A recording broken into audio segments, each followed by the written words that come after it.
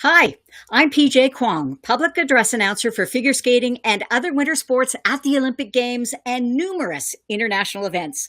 And you are watching and listening to PAA Game Day.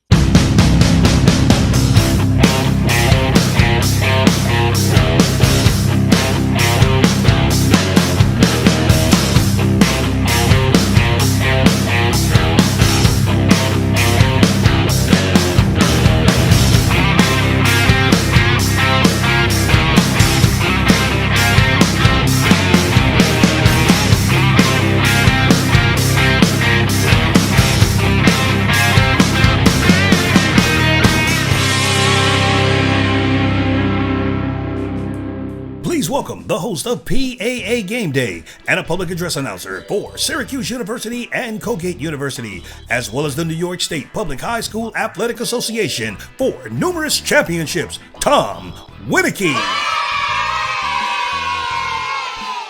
So welcome back, everybody, to another episode of PAA Game Day, that podcast that pulls back the curtain on the people behind the microphone, the voices that you hear, but you rarely get to know. I'm your host, Tom Winiecki, and today we have a true powerhouse in the announcing world.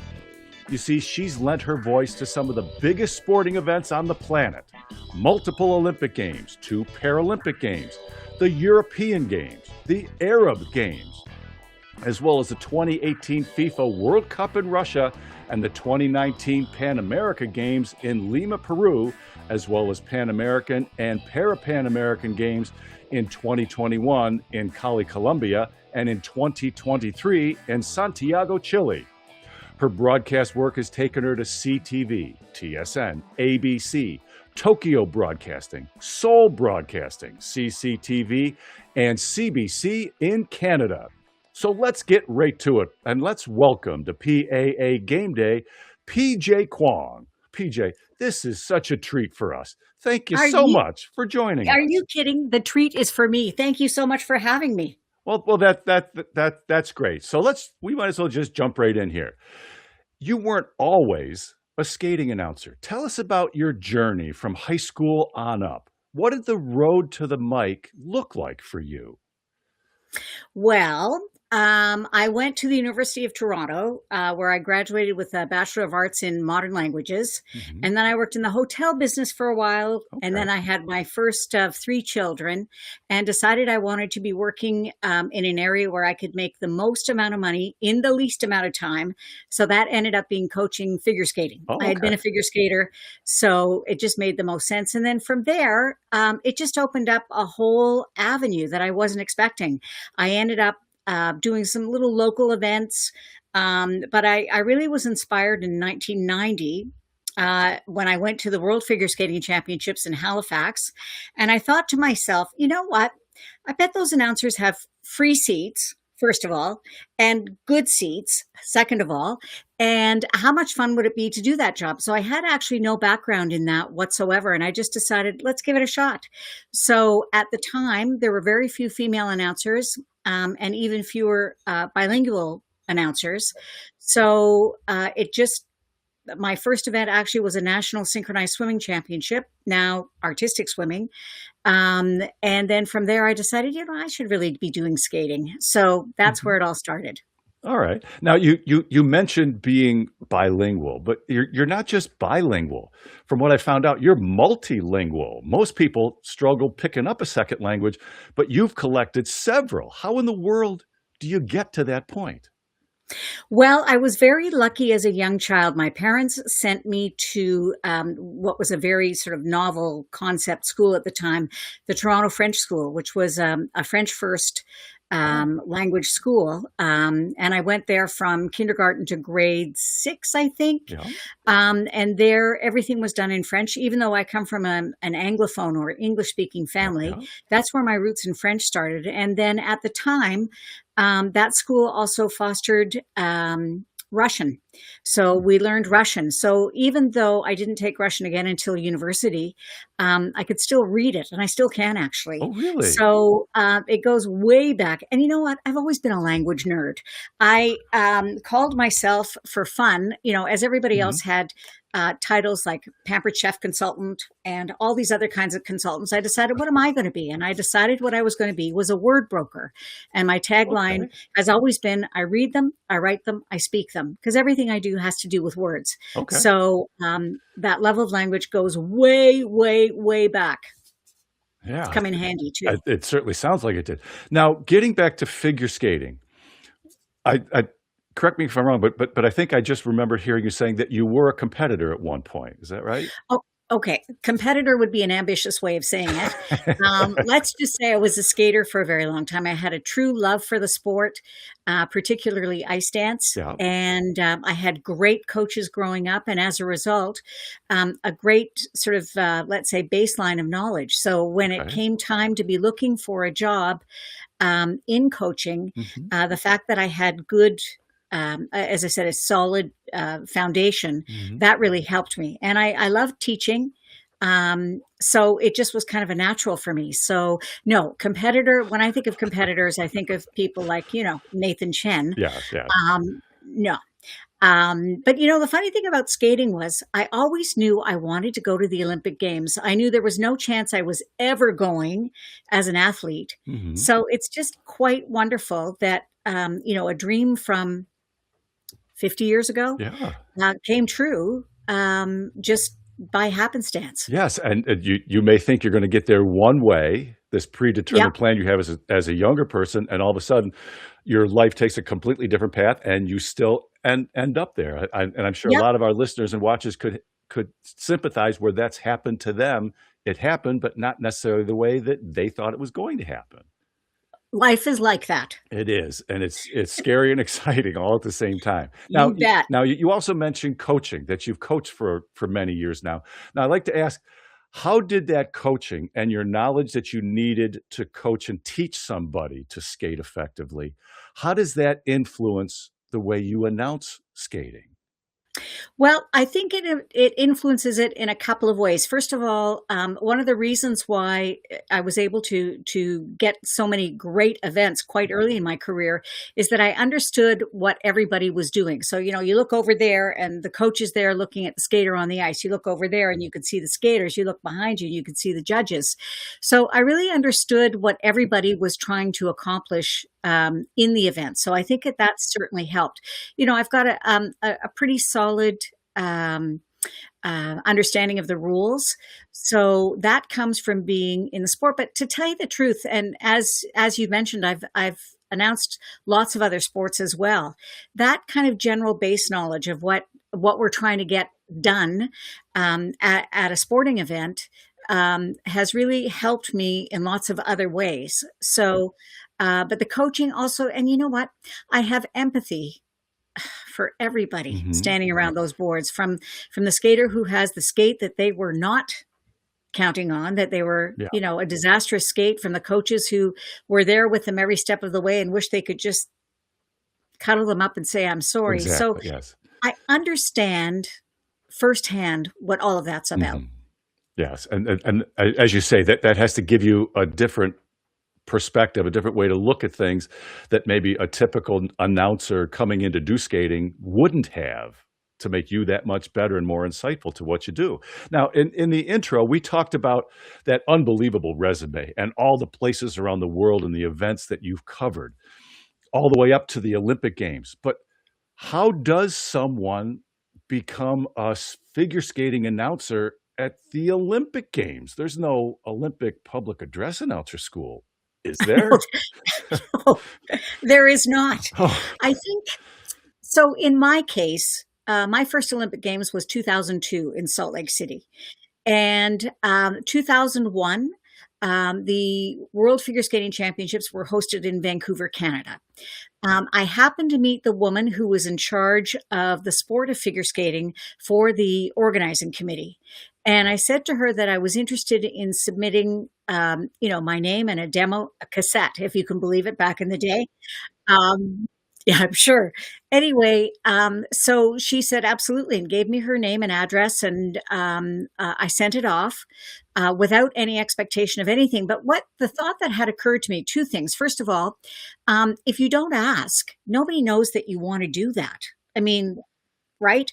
And the second thing was being held in the United States. And at the time, the Olympic Games were very much a bilingual event. So they needed French announcers. And the organizing committee for Salt Lake City was wonderful in that they looked north of the border to Canada to many of us who already spoke French. Mm-hmm. And that's how I ended up in Salt Lake City. Oh, okay. Okay. Now, folks, at this point, talking about getting to the Olympics, I think we'll stop and take a quick break here. And when we come back, PJ will walk us through exactly what a public address announcer does and says at a figure skating competition and how that job changes, if at all, at the Olympic level. So stay with us.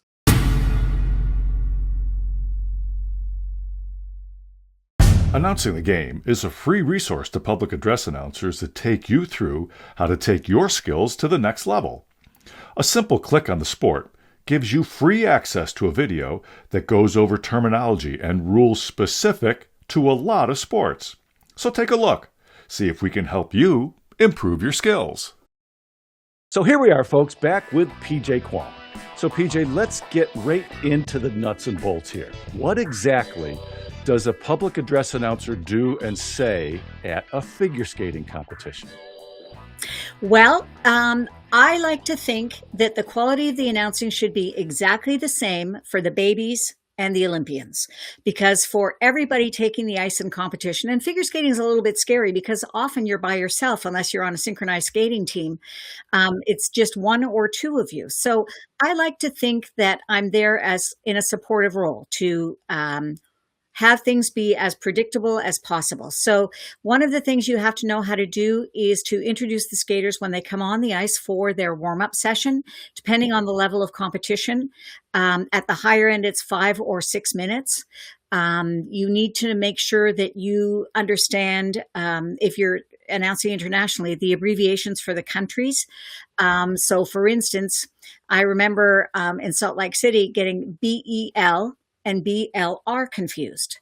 I thought BEL was Belarus. Belarus, yeah. It is not. Oh. It is Belgium. Okay. And BLR is Belarus. So you have to do some preparation. You have to take a look at the names. Again, regardless of level, you have to take a look at the names. And in the case of lower level competitions, the club that they're skating for or the region that they're skating for. And you have to be keeping your eye on the clock. So in the case of a warm-up period, we'll just use the higher end competitions. It's just easier, 5 or 6 minutes. You let the skaters know that there is a 1 minute warning before the end of the warm-up, and then you throw them off the ice at that 0 countdown. Yeah. Usually you're waiting to make sure that everybody's off the ice before you introduce the skater. And often what you're doing is introducing the skater. In the case of international competitions, introducing their country. Yeah. And then where it gets a little bit more complicated is in the case of the Olympic Games or other international events, often there are two of us. One is doing English announcing and one is doing the language of the host country. Oh, okay. Okay. So, and I've even seen it done with 3 languages, but that doesn't happen anymore. There's not that much French left in the Olympic Games. Really? So it's typically not, but like in Greece, for instance, in 2004, there was an English announcer, a Greek announcer, and a French announcer. So you had to be paying really close attention to make sure that everybody was saying the same thing at the same time, which I can tell you didn't always happen. I'm just saying. The proof is on YouTube. Knowing the names, knowing the countries, sometimes you have to introduce officials, sometimes you do not, but just being settled in your chair with enough time to be able to take a deep breath and know where you're going next. So when I'm talking to sort of newer announcers, the script is the script is the script. And that, again, often is pretty similar regardless of sport, unless you're doing a sport that has commentary as well. So I often say to people, if you're not sure, take 3 seconds to get yourself back on track. No one will notice the 3 seconds of silence. Everybody will notice if you've all of a sudden got marbles in your mouth. So does that help? Does that answer the question? Yeah. Now, so after the warm-ups, and then you introduce the skater to come on and do their performance. When they finish, what is on your plate to say and do? Well, again, depending on the level, at the higher level, you're often reintroducing the skater and either their country, their Hmm. club, their region as they take a bow. Skaters mostly, even at the very low level, take a bow at center Hmm. ice Yeah. before they leave the ice. Then what you're waiting for are the scores. Yes. So most everything and most competitions now are computerized. So you will have a monitor in front of you, and you'll say, the scores for. Repeat the skater's name, and Hmm. then you read off the scores. And often you will also read where where they're currently placed in the Okay. Yeah. competition at that point. Sometimes at the end of a competition, as a wrap up, you will also be asked to sort of read off the top 5 placements Okay. Yeah. or whatever it Hmm. might be, or if there's any other information. And I just thought of this, like during the warm up, if there's any additional information that might be helpful for the audience, like, the top 5 competitors from this event will go on to skate the final, or Okay. Yeah. other kinds of things that can put the event into context. That's also great. Sometimes also at the lower level, you're also asked to do PA reads of Yeah. sponsors. Yeah.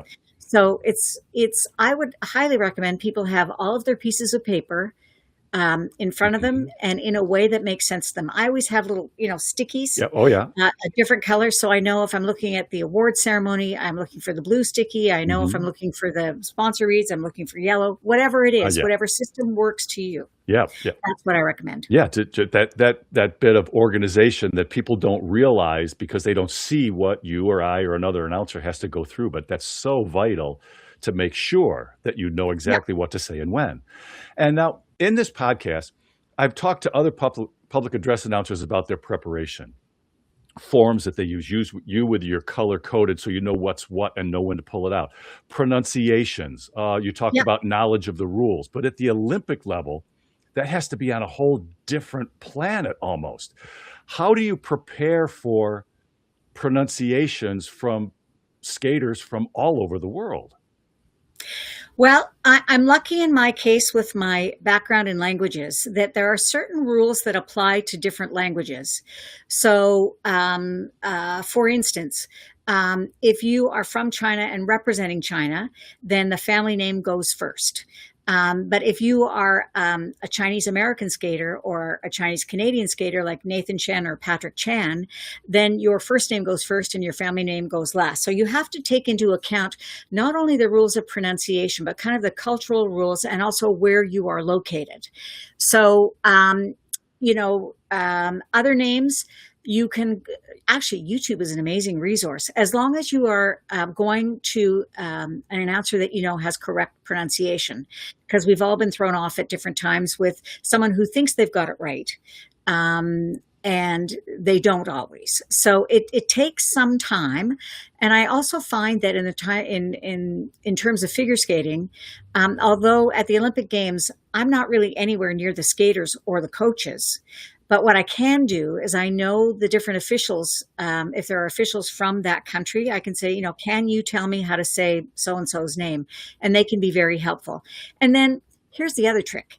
Say it with great force, because if you can say it with great confidence, I can assure you, people think that they heard it wrong, not that you said it wrong. It's one of my great tricks. It's trademarked. All righty. All right. We just won't publish that part of the podcast. We'll keep that a little secret between the two of us. How does Love that it. sound? Okay. Now, PJ, you wear numerous hats, two of which are public address and commentary that you also do. But actually, there's 3, talking about your tagline from earlier that you also write. So those are 3 completely different mindsets when it comes to covering the sport. How do you separate them? In my mind, they're all part of the same thing, which is telling a story. Hmm. So writing is often before the event or after the event, and I'm trying to synopsize either what I think is going to happen or what has happened. So there's the story. Somebody arrives at an event. I don't know if you remember Joanie Rochette, who was from Canada. Yeah, Her yeah. mother died days. Okay, so this was 2010. So she takes the ice for the short program, and you know that you don't want to be part of the story because you don't want your breaking voice. Because I know this young woman. to be in any way detracting from what she's trying to accomplish. So again, you sort of think about, what is the story that we're trying to portray here? What are we trying to accomplish? So there's that part of the story. And then the commentary is watching the story unfold. Okay. It's like being on your e-reader, not really sure what's going to happen next. The story can go one of 65,000 different ways.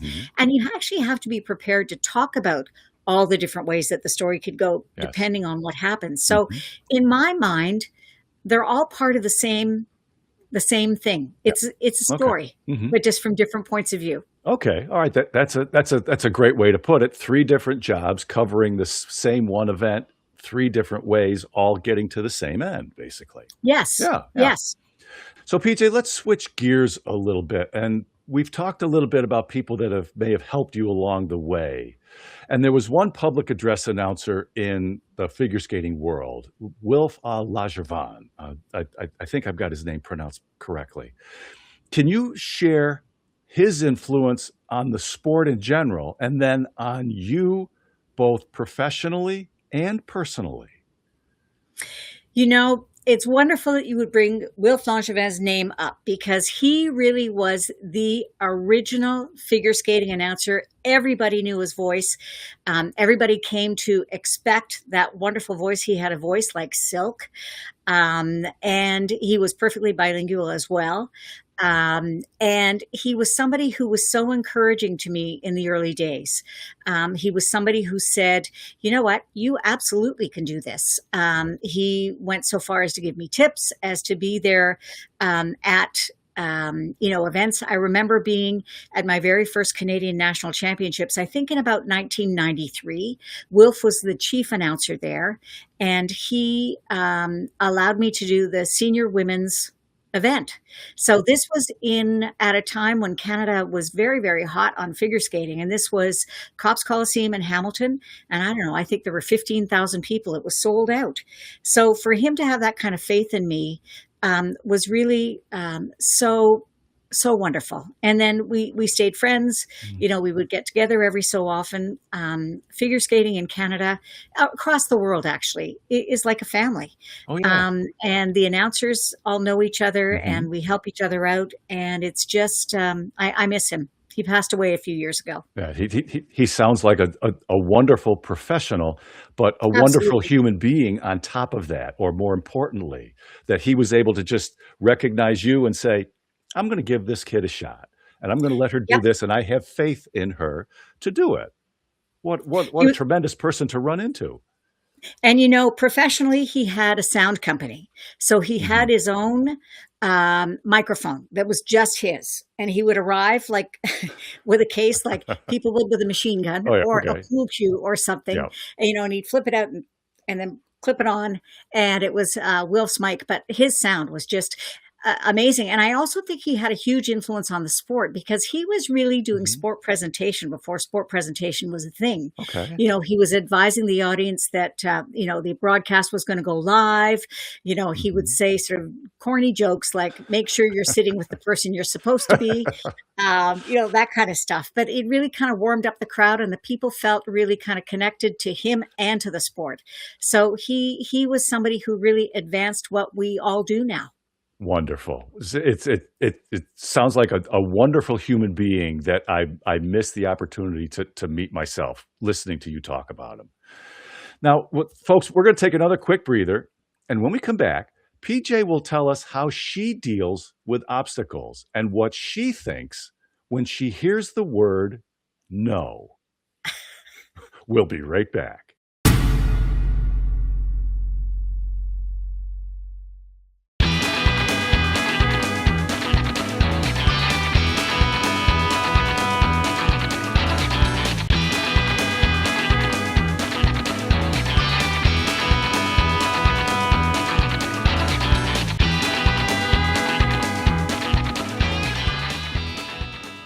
www.publicaddressannouncer.org.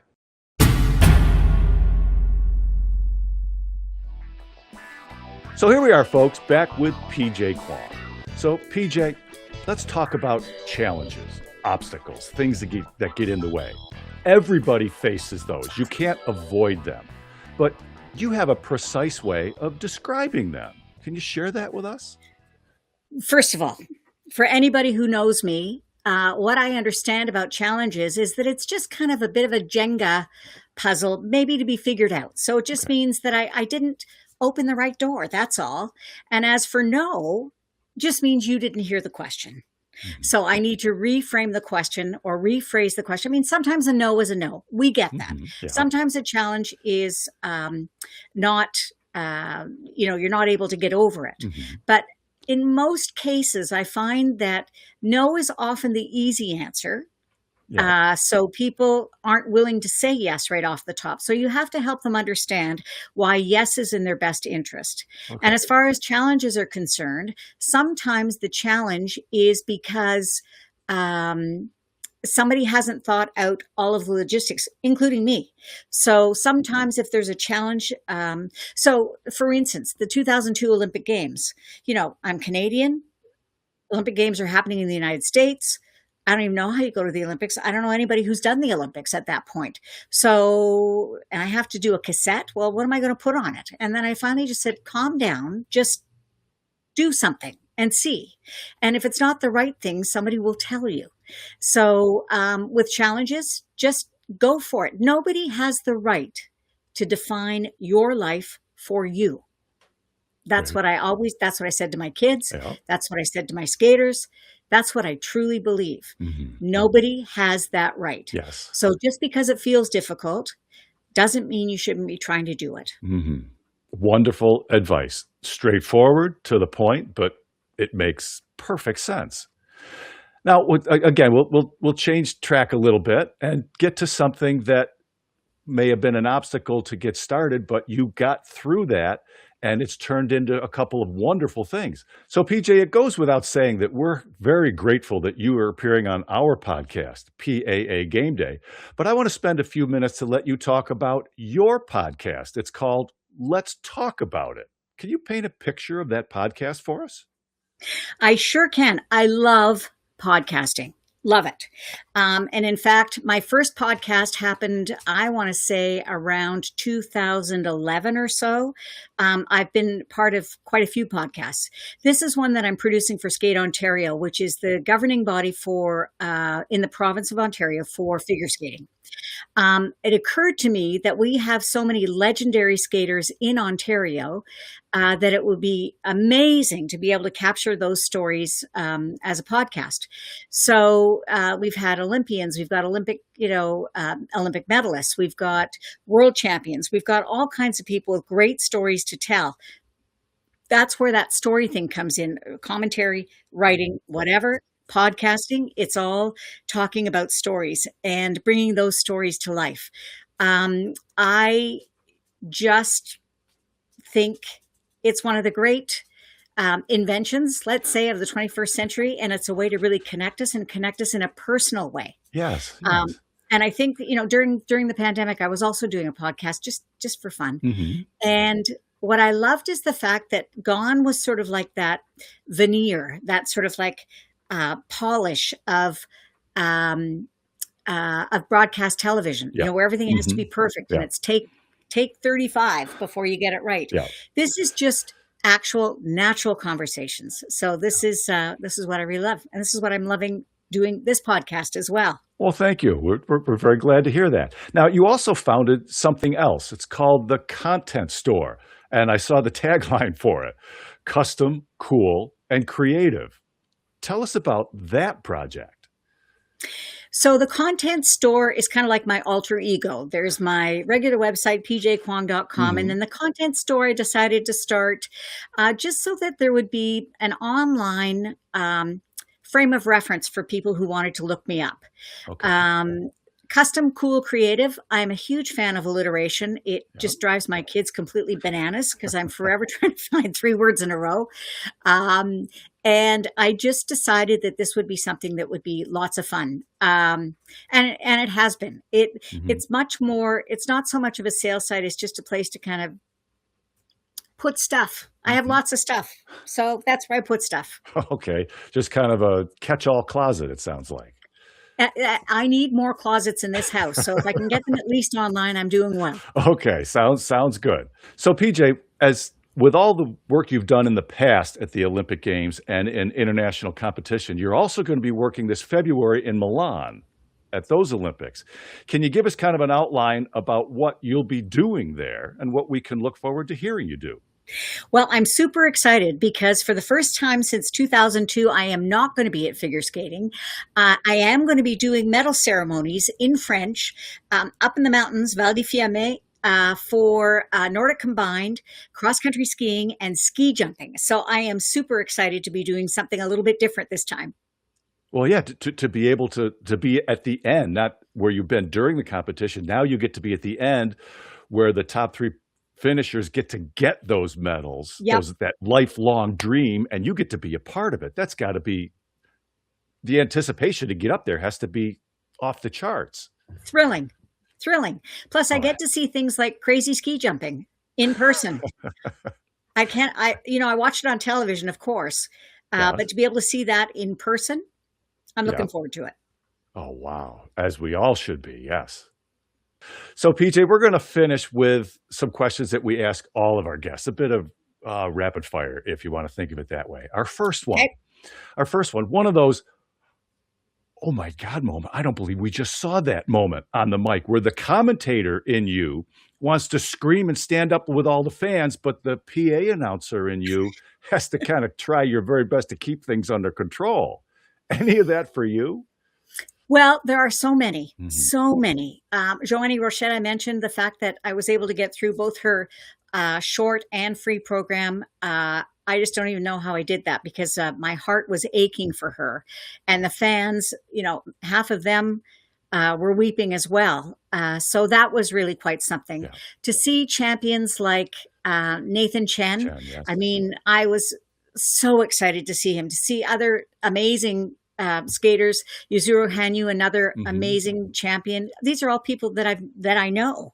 So Tessa Virtue and Scott Moyer, two-time Olympic gold medalists in ice dance. Meryl Davis and Charlie Mhm. White. I mean, there are just so many. So I'm as much a fan as anybody else. So when I'm watching figure skating, first of all, I got to tell you, I'm actually an announcing fan. So when I go to events, I'm always listening to the announcer even before I watch sports because I don't really watch sports that much. Now So I'm always you listening you do that too. I'll go to a game and one of my first jobs is to listen to the PA person. I'm glad Yeah. it's not just me. No. So when I go, I love getting sort of lost in kind of what all is going on, Mhm. even before the start of the game, the match, the competition, whatever it is. So then I really realize that what I'm trying to do is to make this an unforgettable experience for the crowd. Yeah. Because they don't know the sport, especially at the Olympics, because it's not like you've got just figure skating fans in the building. You've got fans from all kinds of different sports who maybe, got that lottery packet True. and they've got 2 figure skating tickets and 2 ski jump and 2 whatever else. So you want to be able to make it so that they come away with a memory. So that's part of it. It is. And you know what's the trickiest part I find? I don't know if you find this as well. The style of announcing in figure skating is very neutral. So it's not like you can cheer for the hometown crowd. Everybody's the hometown crowd. True. So to be able to keep that excitement out of your voice when in the case of Tessa Virtue and Scott Moyer, I've known them since they were 10. So for them to be able to climb to the top of the Olympic podium, as these outstanding athletes and not have it show in my voice, that part can be tricky.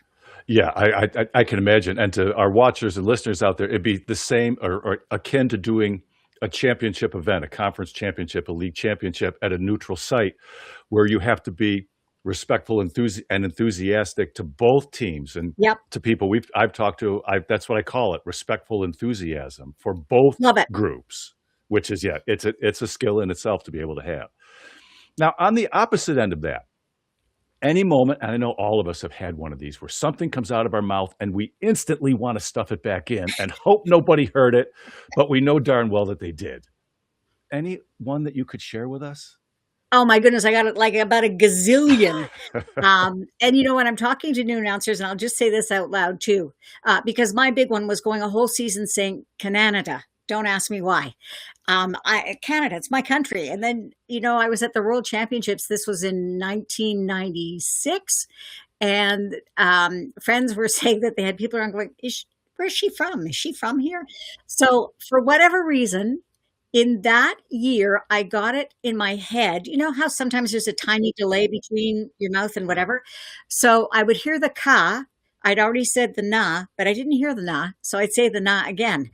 So, and it just got in my head. So it was almost like a running joke after a while, but it's just, this is what I say to people. It's not the mistakes you make, it's how you recover from them. Exactly. Yes. So there've been plenty. There've been plenty. I'm trying to think of other ones, but that one really stands out. In fact, the woman who was from the International Skating Union, who was on the tech table at the time, she still razzes me about that, and that's 30 years ago, for heaven's sake. So some of them are so memorable. I suppose, and it's probably a chuckle to that person when they think of it again. I would certainly think so. Yeah.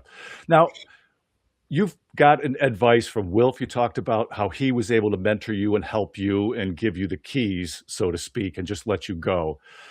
But if we turn the tables and let you give somebody some advice, to a PA announcer listening or watching today, whether it be for their child's youth league sport or competition, all the way up to the Olympic Games, what might that one bit of signature PJ wisdom be? Well, I'm going to give you two. One is gratitude. Okay. I have had conversations at the highest level of games. I remember having a conversation with an announcer once who was kind of griping about cold food and hard chairs and stuff. And I turned to him and I said, because, I am a mother and I am a grandmother. So I have that tone, and a teacher as well. Yeah. So I turned to him and I said, do you know how many people would give their eye teeth to be in your seat right now? So you just don't know. So be grateful. That people have enough faith in your professionalism and in your ability that they want to have you, because honestly, you don't know where this path is going to lead. Exactly. Trust me. I could not have planned this one. The other thing I would really say is nobody needs a kidney, thankfully. So just understand that if you make a mistake, just move on. Just accept it and move on and learn from it. Was it a case of not being prepared? If that was the case, then you know to be prepared next time. Were you too late arriving at the venue? All of those different things that caused the error to happen. Did you lose your focus? Were you out partying the night before, and as a consequence, you're not in good voice for the day of? Those are all things that you need to consider. If you made a mistake, again, nobody needs a kidney, so there's no transplant happening here, so we don't have to really worry about it. It's not earth-shattering, but just understand why the mistake was made and take your very best steps to not make that same mistake again. And enjoy yourself.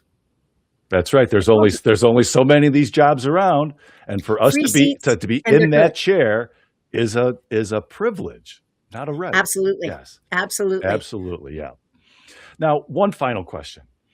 PJ, after all these years, all the events, all the different countries and stages that you've announced on, what keeps you getting fired up to get back to the rink for that next competition?